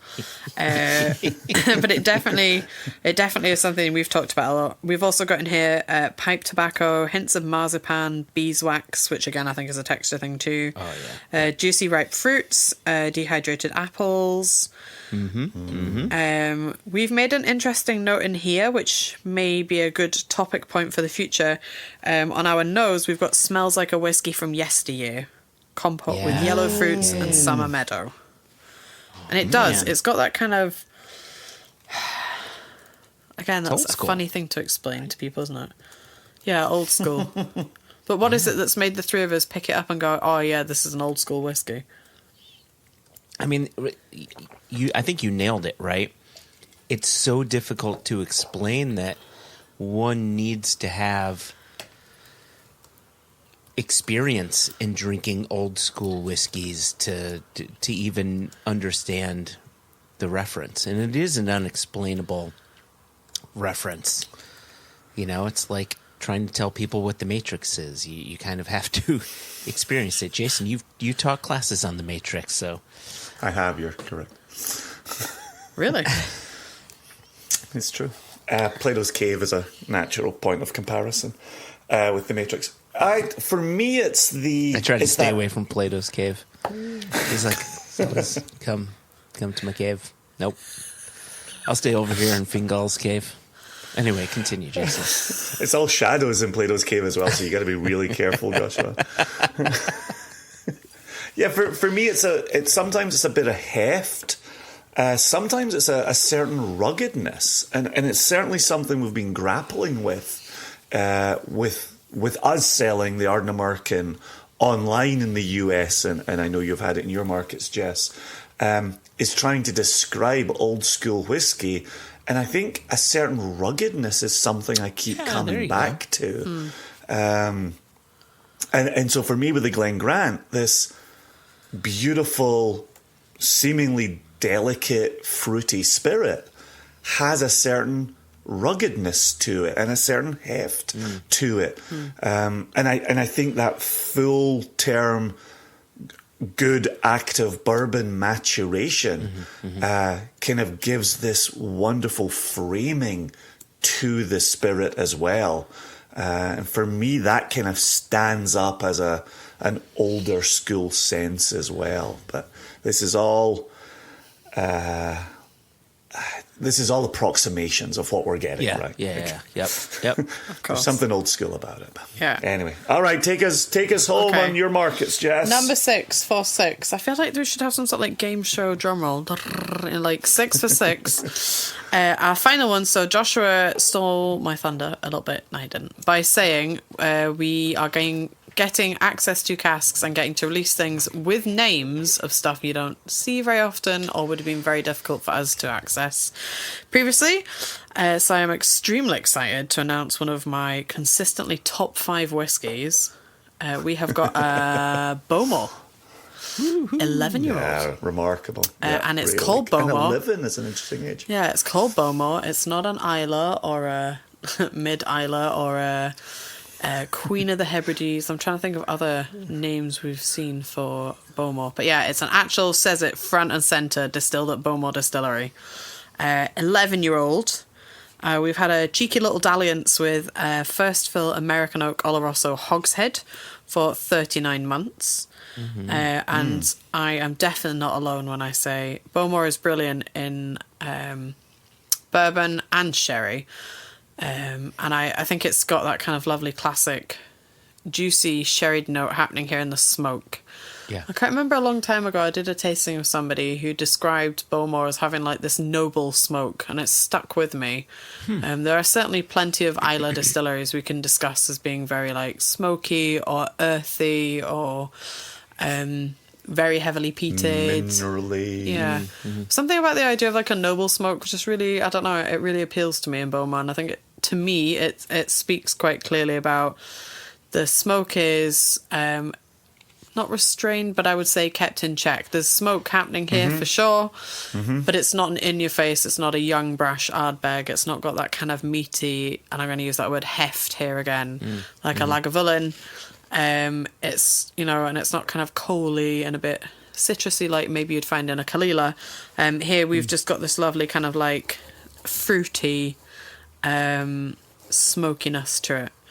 And this is a 2013 Bowmore, so we're definitely back into David Turner's wheelhouse of like tropical, some of those tropical elements that when I've spoken to him, he's deliberately trying to feed back into the spirit. Definitely in this, I got a whole bunch of like mangoes and papayas, which is, you know, the halcyon days of 60s Bowmore's definitely creeping back into the spirit he's putting out. It's funny, when you put this to your nose, it doesn't jump out in your face with the smoke. But again, I've had this sat here for a while now, and it's just all kind of building up in the glass. We've got lovely... this one definitely, I remember on the palate, it's really kind of viscous and rich. We've got lots of dark chocolate, black currants, lingering smoke. What else do we have in here? I remember the black currants on this, the conversation we had around black currants. Yeah, there was lots of black currant in this. Spelling it properly. I think that was the big conversation. That's not how you spell currants, Josh. That's not currently the way how you spell currant. Oh, hey. So we've got lots of that kind of stuff happening in here. A bit of oatmeal and brown sugar. Yeah, I think this is a really kind of young-ish, quite a playful little Bowmore. I'm really happy with the strength. It's 57.4, so it's got a good chunk happening in it, and if you find it a bit much, you can always dial it back with a bit of water. I think a little bit of water in this really brings out that smoke as well. I'm very happy with the number of bottles that were yielded by the cask. 307. Of which 265 of them are in my... No, they're not.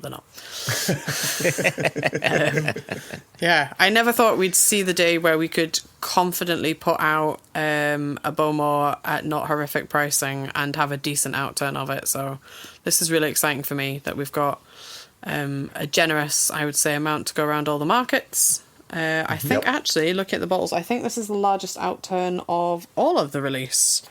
It is. Let me check my number facts. Yes, so the largest outturn we have here from the Bowmore and the Stones of Stenness and the Ben Nevis, they're pretty good. Obviously the Glen Grant, because it's a bourbon barrel, is the lowest at 165, but... and at 20 years in that barrel. 20 years, of course, yeah. So I feel like we've got a nice little mixture happening here. All Scotland, but I think a really nice diverse bunch. And I'm still massively in love with how these all look in the new bottles. They look very cool, all lined up together. Great. Yep. And that was part for me last week, is those new retail liveries are just starting to appear in America. Creeping in to the US. And having the new livery for retail on the table with the old retail livery and then the online US livery. And people continually commented on this new sparkly package. It went over very well. I had one chap at one tasting kind of look sideways at the move to screw cap, and I got to talk through like, no, this isn't your old-fashioned gold screw cap on the top of a cheap blend. No. Like this is a good, good feel, good weight, good heft to the screw cap. And then I actually let him hold the screw cap. I let him use it on the bottle, and minds were changed. He begrudgingly said, okay. And literally he said, okay, in a begrudging manner. And I knew I had won that day. There you go. I guess it's a move away from some of the norm, but I think when you see them, especially if you've got a couple of them together, they look so smart. It's very difficult to argue that it's the wrong choice, I think. Yep. No, people were very, very happy, and I'm very happy with them. I loved showing them off as well. Yeah, this is the new livery. I had lots of lovely compliments from the guys in the bottling hall, who I don't think they're just doing it to try and be nice to me. You know, they say it looks very smart, and they love the labels and the colour and the details in the background of it. And they haven't told me they're horrible to work with, so I'm taking that as a personal triumph. Yeah, and they pour fantastic. Yeah. They have such a nice tight beading, which, again, the things you never thought you would be looking at getting into the whiskey industry. Like, tight beading on a pour of whiskey and it doesn't run down the side of the bottle. Yeah. Check. Very happy. So these will be moving out to retail. We're just starting to process orders, so you'll find us in all the usual places. I will update the social medias once orders have been confirmed. I would hate to make a retailer be like, oh no, we need to buy twice the amount because Jess said it on a podcast. So once I have confirmed orders and when they're going, maybe I should take that tactic, actually. I know, I quite like the sound of that. Okay, so sales by threatening, blackmail. Okay. Once I know where things are going, I will tell you where they are. As always, there are people overseas asking questions about where can I get these incredible whiskies if I am not in the UK or one of our other markets. There will be a handful of UK retailers who will be able to facilitate shipping to wherever you are on this planet. Don't know anyone who's doing intergalactic deliveries yet, but I'm sure there'll be someone working on it. So yeah, there'll be all sorts of places. Once I know it's moving to different markets, then absolutely I'll keep you all updated. But if you have questions, you can drop me an email and I will field you in the direction of somebody who will exchange your hard-earned money for delicious whiskies. What's your email address? Yes. It is Joshua at it's Jess spelled INFO. Yeah. That's the Gaelic pronunciation, actually, with Jessica. You can find me at Jess at singlecasknation.com, and you can find me on Instagram talking probably less about dogs going forwards than I have done for the last week as Whisky Jess. You can also get hold of us through the podcast and info at singlecasknation.com. And that's probably enough places to find me, to be honest. That is a lot. That's enough. Yeah, that's a lot. Well, with all the global excitement here, and while the paperboy remains awake, we have got exciting news to be delivering. For anyone listening to this episode on the day it drops, this news is for tomorrow. If you're listening to this at some point in the future, this news is for April, does quick math, 18th. What year? 2024. That's a good addition. You're smart to do that. You are smart to do that. And so, yes, this will be our mid-April launch of 3 casks for Single Cask Nation online in these United States of America. And it's hard to know how to order them, because each one of them is bringing something wonderful and delicious and exciting to the table. Yeah. But after hearing so many Scotch whiskies from Jess, we will have a brief intermission with a 4-square 16-year-old that is every part of why 4-square is such a winner. And even the truncated note on the label talks about, this is why we drink rum. It's brown sugar, it's spice, it's warmth. It's just absolutely terrific. And it has one of my favorite notes, which is that nice Minocani. Sorry, what? But For those people who aren't Joshua, that's Manuka honey.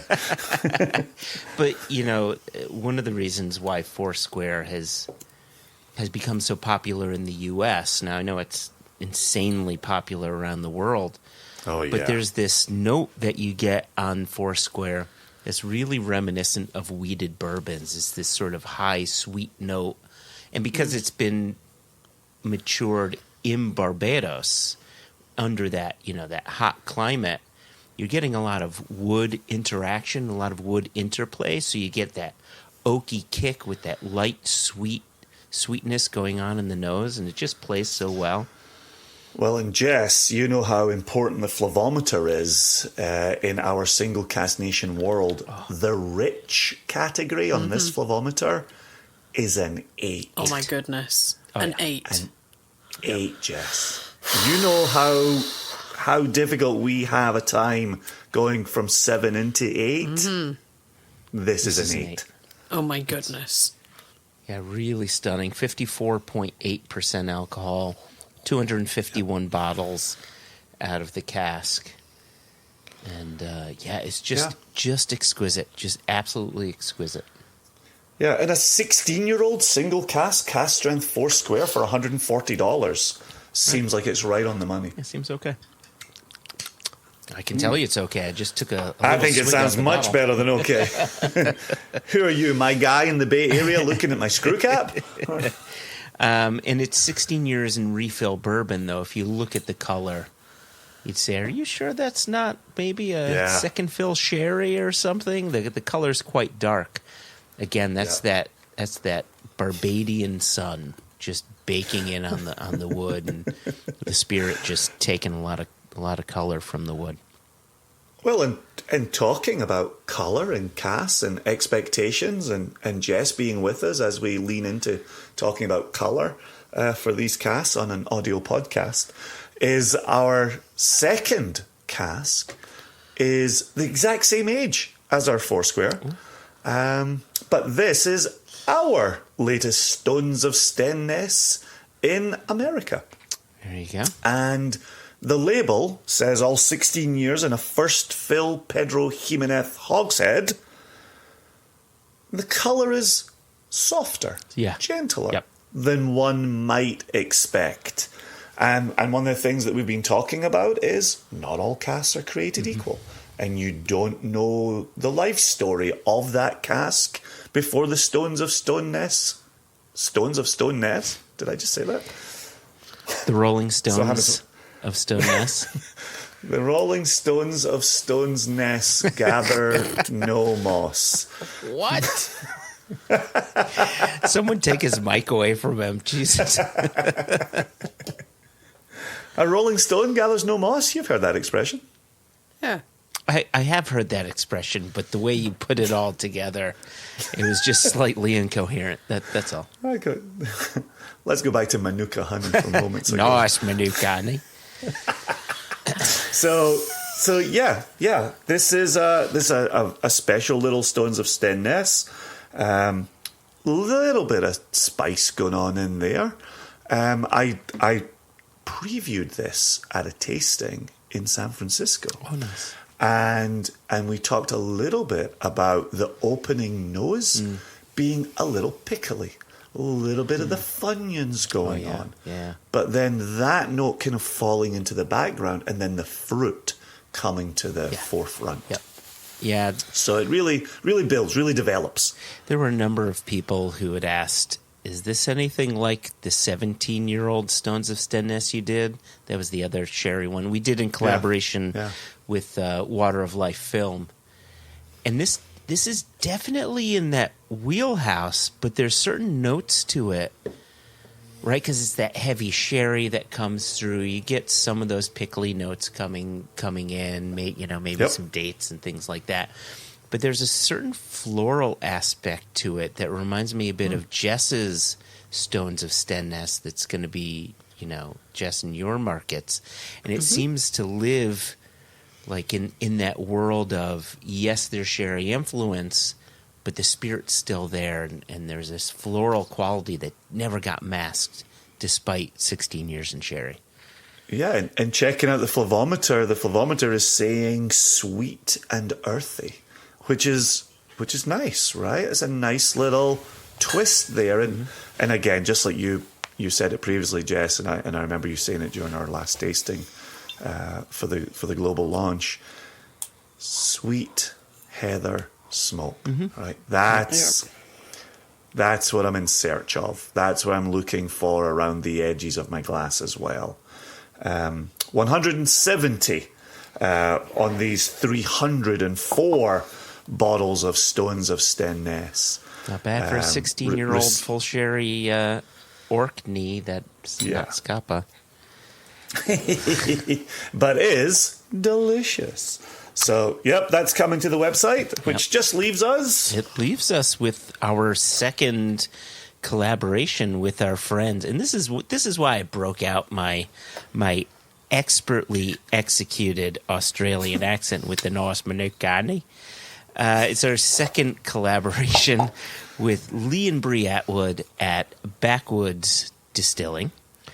Yep. And this is... Yakandanda.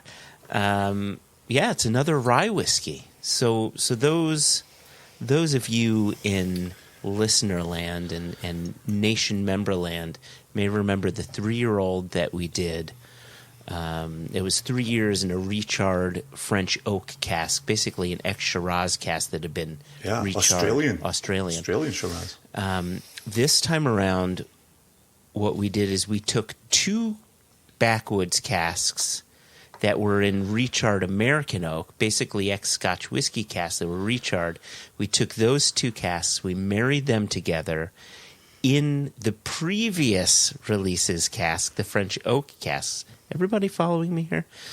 And we matured that 3-year-old spirit for another year in the French oak. So 3 years in recharred American oak and 1 year in recharred French oak, and that cask held our previous Backwoods release. So back to what James Saxon always refers to Single Cask Nation as, those that play within their own cinematic universe. We really wanted to connect a lot of dots with this release.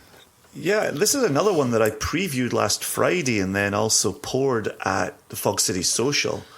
And I was, again, in that attempt to put an elevator pitch in front of somebody and you're trying to convey a lot of information, is I talked about using our original cask as a finishing vessel. And that really resonated with people. Yeah.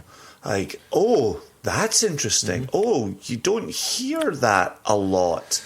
And so sometimes in trying to make the explanation a little clearer, I'll talk about we selected casks 16 and 23 in that new charred oak and put them, or into the recharred oak, and then put them into the finishing vessel that was number 14. Yeah. And then folk are like, okay, now I've got 2 casks in my head that went into a finishing vessel. Yep. And also talking to people about this heritage Australian rye.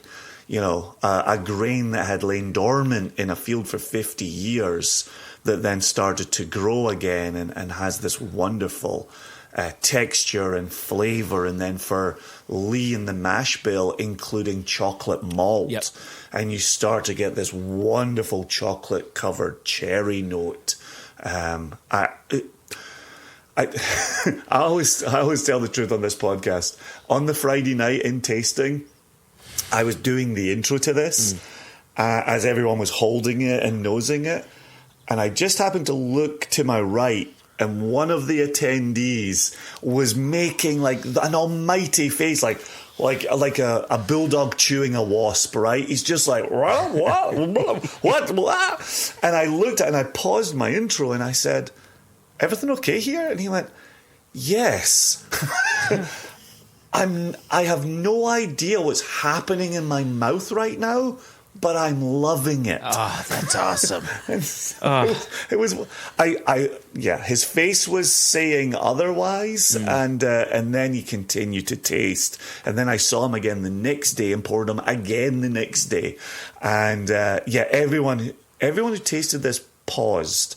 It's like I'd said previously about being at Jack Rose at Premier Drams last October of 23. And whenever I poured Westward for people, they would pause And they would go, whoa, what just happened there? What was that? This did exactly that Friday and Saturday in San Francisco. There's just so many different things going on. It's 60% alcohol, like you had said. It's this species of rye that had lying dormant. No one hadn't used it in years. Some of it's unmalted, some of it's malted. Then they add in the chocolate malt into the mash, and you just start adding in all of the bits and bobs. And yes, I'm glad that what we aim to do, bottle something that was wholly unique, is being received that way. Yeah. And speaking of higher numbers on the flavometer, for rich we have 6, for earthy we have 6. That's a big one for earthy. For earthy, yeah, for sure. And 2 for floral. I kind of like that delicate floral note that's coming through on there as well. So, very well received. Yeah. I can't hold it. I can't look at the label. I can't pour a little taste while we're discussing because I took my full sample bottle to San Francisco and poured the whole bloody lot. So, and this one goes for $95. Yeah, $95. Solid price for this rye whiskey. That is just right. Why do we drink whiskey? Why are we an independent bottler? So we're looking for new flavors. We're looking to release new flavors, and here we are. Right. This is. I like it when we can confidently say, "Yep, we've done our job here." Well, and look at what all 3 of us are talking about today. There's Bowmore out there. There's Stones of Stenness, which is an Orkney distillery not known as Scapa. There's Foursquare in there, right? Mm-hmm. Like, these are the big names that people come and ask for. Mm-hmm. And then there's also Inchgour, that IBs are responsible for putting that out there. Yep. This is Backwoods from Yakindanda in Victoria, Australia, right? There's the Glen Grant that isn't on as many radars as it should be. Mm-hmm. I think we've got a nice balance going on here. Yeah. Yep. Partly give the public what they're asking for within reason, but then also get them to look at other offerings. And I'm very proud of putting in that work.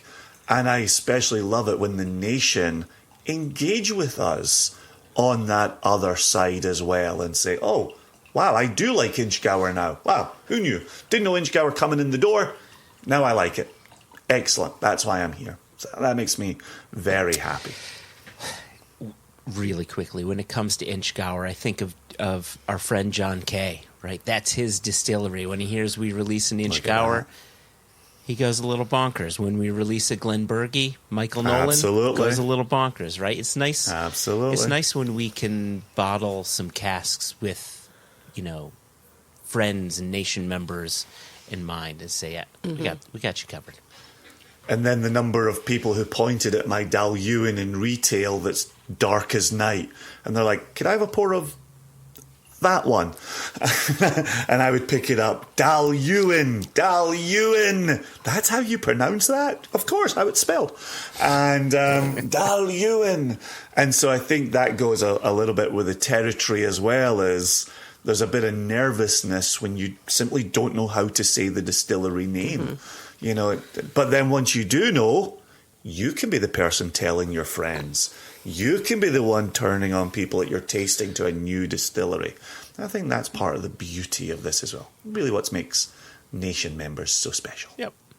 There you go. So be on the lookout for all of Jess's whiskeys. And, we will be talking about it on our Facebook group. If you're a nation member and you're not part of our private Facebook group, please do check that out. If you're not a nation member, please become one. It's free. Just go to our website and you can sign up. It's just a matter of creating an account, and then we'll let you into that group. Check Jess's Instagrams, and then Jason, as you had mentioned before, the last 3 whiskeys that we the last 3 bottlings we talked about, our Foursquare, our Stones of Stenness and Backwoods.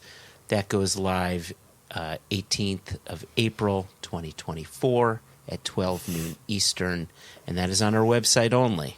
We'll be coming back with a bit more news on our next retail release, but Indeed. we've been talking about retail release number 10 that just came out. It has 4 different bottlings on it. So Indeed. So we don't need to talk about that here. I think that may have exhausted our news.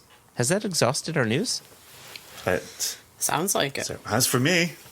Sounds like it has for Jess too. Yeah. All right. Maybe it's exhausted the podcast. I think it may have exhausted the... I feel exhausted.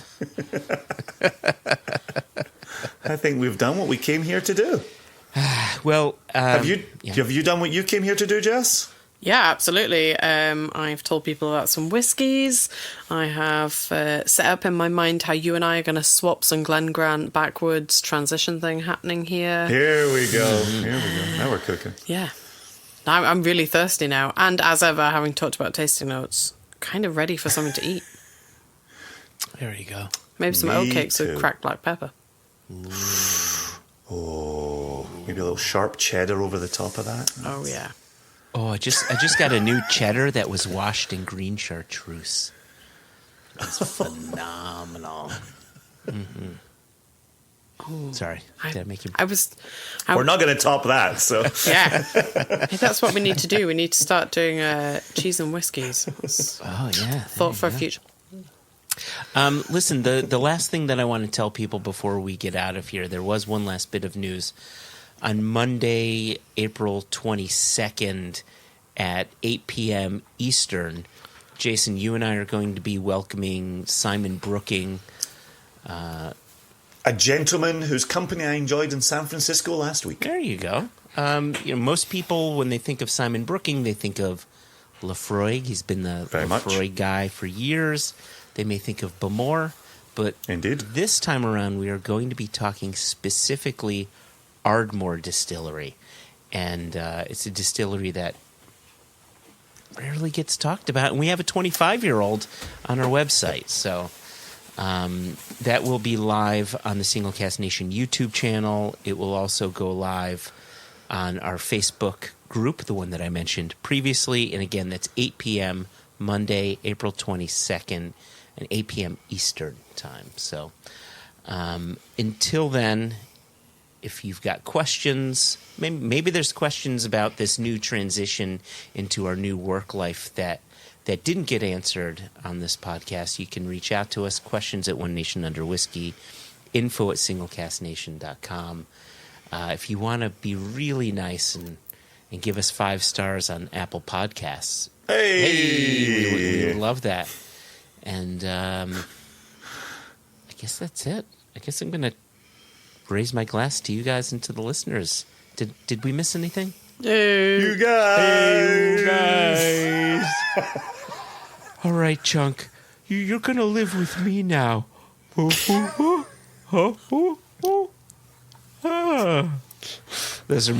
I do a pretty good sloth, don't I? You're fully committed with the facial expressions and everything. How I pull my left eye all the way down to the middle of my face. Amazing. And just really beef up. Anyway. 2 bottles saying cheers. 2 sample bottles saying cheers. Cheers. Cheers.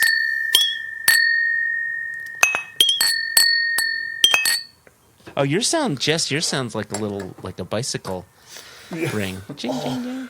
That's what I need to get from my desk. A bicycle. Cheers. Ring, ring, ring, ring. That's perfect.